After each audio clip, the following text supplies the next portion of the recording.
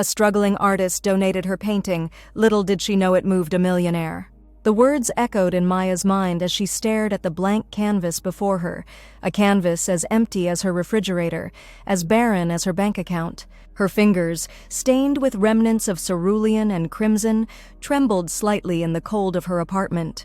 The radiator had stopped working 3 days ago, and December in Chicago showed no mercy to starving artists.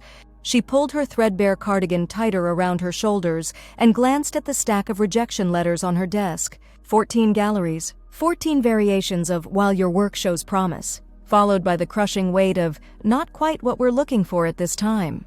Maya's gaze drifted to the window, where frost patterns created more beautiful art than she felt capable of at the moment. The painting leaning against the wall was her best work, a swirling landscape of emotions rendered in oils, something she had poured 6 months of her soul into. Daybreak After Sorrow, she had titled it, creating it during the long nights after her mother's passing. It captured the moment when grief begins to lift, when the first fragile rays of hope pierce the darkness. Maya loved it too much to sell it, even though the rent was due in 3 days. Her phone buzzed with a text from her sister. "Did you apply for that office job yet?" Maya didn't respond. Instead, she stood and walked to the painting, running her fingertips along the textured surface. The colors seemed to vibrate beneath her touch, deep indigos transitioning to soft lavenders and finally breaking into a golden sunrise. Her mother would have understood what the painting meant, how it represented Maya's journey through loss. "I can't keep you," she whispered to the canvas, "but I can't bear to see you hanging in some corporate lobby either." An idea formed then, as delicate as the first brushstroke on blank canvas. The children's hospital where her mother had worked as a nurse before her illness, perhaps they would accept a donation. Perhaps her mother's spirit, somehow captured in those brushstrokes, could bring comfort to someone else facing darkness. The next morning, Maya wrapped the painting carefully in brown paper and bubble wrap, using the last of her packing supplies. The bus ride to Lakeside Children's Hospital felt longer than usual, each bump and turn threatening the precious cargo balanced on her lap. At the hospital reception, Maya's voice trembled slightly. "I'd like to donate this painting. It was inspired by my mother. She was a nurse here, Elizabeth Winters." The receptionist's eyes softened with recognition. "Lizzie? Oh, honey, she was an angel to those kids. Let me call someone from the foundation." 20 minutes later, Maya met with a woman named Patricia from the hospital foundation, who accepted the painting with genuine appreciation, rather than the polite dismissal Maya had grown accustomed to. "We're having a small fundraising event next week," Patricia explained. "Would you mind if we displayed it there? It might inspire some donations." Maya nodded, her throat tight. "That's fine. I hope it finds the right home. These things have a way of finding exactly where they're meant to be," Patricia said, squeezing Maya's hand. With empty hands but a slightly lighter heart, Maya left the hospital. She didn't see the man who had been waiting in the adjacent hallway during her conversation with Patricia, didn't notice how he had stopped mid-sentence on his phone call when the painting was unwrapped, his eyes fixed on the swirls of color as though seeing a ghost. Ethan Reed hadn't set foot in Lakeside Children's Hospital for 23 years, not since he'd been a patient there himself, a terrified 8-year-old with leukemia who'd spent more time staring at sterile ceiling tiles than blue skies. Now at 31, with a net worth that placed him firmly among Chicago's economic elite, he returned only to discuss the substantial donation his foundation was making for a new oncology wing. The meeting had gone well, but it was the painting in the hallway that had stopped him cold. Colors so familiar they seemed to speak directly to a part of himself he had long buried. The golden light breaking through darkness. It was exactly how he had felt the day his doctor had told him he was in remission. A day he rarely allowed himself to remember, because remembering the joy meant also remembering the fear that had preceded it. "Who is the artist?" he asked Patricia later, after finding her in her office. "A local woman, Maya Winters. She just donated it this morning. Her mother was a nurse here." "Elizabeth's daughter," Ethan murmured, more to himself than to Patricia. At her surprised look, he explained, "Nurse Winters read to me every night when I was in treatment here. She ... She made the darkness bearable." Patricia's eyes widened. "Well, that's quite the coincidence." But Ethan didn't believe in coincidences.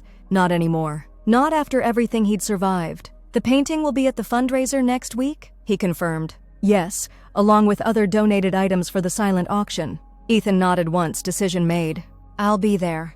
Maya spent the following week applying for jobs she didn't want and trying not to think about how she would cover next month's rent. The gallery rejections continued to arrive, each one chipping away at her resolve a little more. On Thursday, she sold 3 of her smaller paintings to a coffee shop for far less than they were worth, just enough to cover this month's rent, but not the overdue utilities.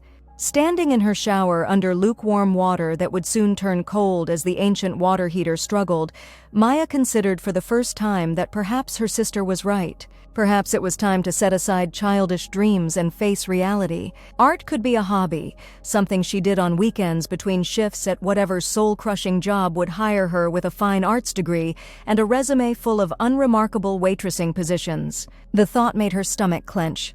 The water turned cold and Maya shivered, but didn't immediately step out. Sometimes the cold helped her think more clearly. It certainly helped her save on heating bills. Her phone was ringing when she finally emerged, wrapped in a threadbare towel. It was Patricia from the hospital foundation. "Maya, I hope I'm not disturbing you.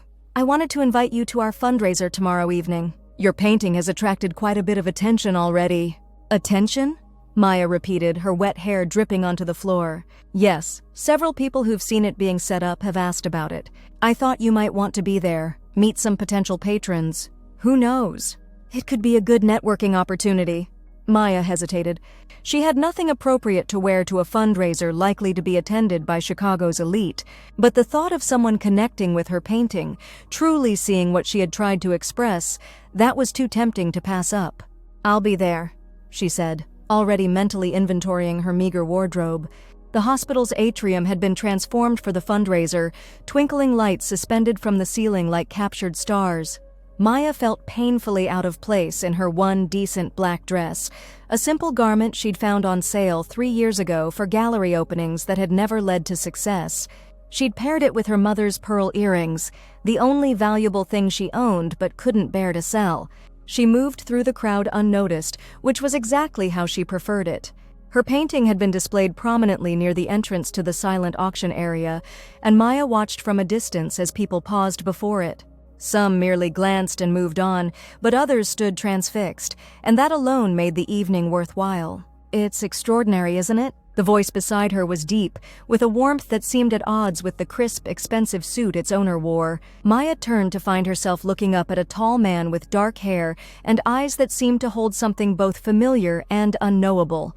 "Thank you," she said automatically, then blinked. "Wait, how did you know I was—" "Patricia pointed you out," he explained with a slight smile. "I'm Ethan Reed. I wanted to meet the artist who managed to capture exactly how it feels when hope returns, after you've forgotten what it looks like." There was something in his voice, a depth of understanding that caught Maya off guard. Most people commented on her technique or asked about her influences. No one had ever so precisely articulated what she had been trying to express. "That's exactly what I was painting," she said softly. "Daybreak after sorrow. That moment when you realize the darkness hasn't actually swallowed you whole." Ethan's eyes didn't leave her face. "I'm very familiar with that moment." He hesitated, then asked, "Would you tell me about your mother?" "Elizabeth Winters?" The question startled her. "You knew my mom?" "She helped save my life, both literally and in all the ways that mattered most." And there, in the midst of tuxedos and cocktail dresses, surrounded by wealth and influence, Maya found herself sharing stories of her mother with a stranger who somehow didn't feel strange at all. Ethan listened with an intensity that made every word feel important, nodding occasionally, sometimes offering his own memory of Nurse Winters reading Harry Potter with different voices for each character, or smuggling in real chocolate pudding instead of the hospital's bland version. "She never told me about you," Maya said finally. "She respected patient confidentiality," Ethan replied. "And maybe she knew some stories need to find their own way back to each other." The announcement of the silent auction winners interrupted their conversation. Maya hadn't even checked if anyone had bid on her painting. She didn't expect much, maybe a few $100s for the hospital, which would be something at least. The highest bid of the evening, the announcer was saying, goes to Daybreak After Sorrow by Maya Winters, with a winning bid of $75,000 from Ethan Reed. The room spun slightly. Maya grabbed the back of a nearby chair for support. "What did you do?" she whispered, turning to Ethan. His expression was unapologetic. "I bid what it's worth to me." "But you can't—" "I can," he said simply. "And I did. but I have a condition." Maya stiffened, instantly wary. She'd heard stories about wealthy patrons and their conditions. Seeing her expression, Ethan shook his head quickly. "Not what you're thinking? My condition is that you let me display it in the new oncology wing being built here, where other children going through what I went through can see that there is, indeed, daybreak after sorrow." The tears came without warning, hot and sudden. Maya brushed them away quickly, embarrassed. "Why would you spend that kind of money on my painting?" Ethan's gaze was steady. "Because 23 years ago, your mother held my hand through the darkest night of my life. And today, her daughter's art showed me that the dawn I found back then is still breaking." He paused. "Also, I believe you're incredibly talented, and I have a very large, very empty gallery wall in my foundation's offices that could use about a dozen more of your paintings." Maya laughed through her tears. "Are you serious?" "I never joke about art," Ethan said, though his eyes betrayed the lie. "Or about honoring the people who help us find the light again." 3 months later, Maya stood in the newly opened Reed Oncology Wing at Lakeside Children's Hospital. Her painting hung where the children would see it first thing in the morning as the actual sun rose through the large windows. But it wasn't alone anymore. The walls of the wing were adorned with a series of her new works, a collection called Healing Horizons, commissioned by the Reed Foundation.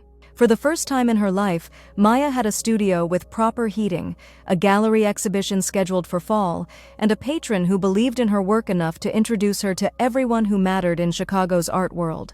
More importantly, she had found someone who understood both her grief and her hope, someone who had known her mother and carried a piece of Elizabeth Winter's compassion with him all these years. "What do you think she would say if she could see this?" Ethan asked quietly, standing beside her as they watched a young patient in a wheelchair staring up at daybreak after sorrow. Maya slipped her hand into his, a gesture that had become familiar over the past months of friendship that was slowly, carefully becoming something more. "She'd say that some paintings find exactly where they're meant to be," Maya replied, "just like some people do." The child in the wheelchair turned then, catching them watching. Instead of looking away embarrassed, Maya smiled and walked over, kneeling down to eye level. "Do you like the painting?" she asked. The girl, no more than 7 with a colorful scarf wrapped around her bare head, nodded solemnly. "It looks like how I feel when I have a good day after lots of bad days." Maya's heart expanded in her chest. "That's exactly what it is," she said. "A good day after lots of bad days? And you know what? There are more good days coming. Promise?" the girl asked. "I promise," Ethan said, joining them. And as Maya glanced up at him, at the man who had once been a boy in this same hospital finding his own daybreak, she knew it wasn't an empty promise. It was a truth they had both lived, that even the darkest sorrows eventually yield to light, that beauty can emerge from pain, and that sometimes the simple act of creating something beautiful and letting it go changes everything. Maya's donated painting had moved a millionaire in ways she never could have imagined. But what neither of them realized on that winter day was that it had set in motion a sunrise that would warm them both for years to come, painting their once separate stories into a shared masterpiece of hope, healing, and unexpected second chances.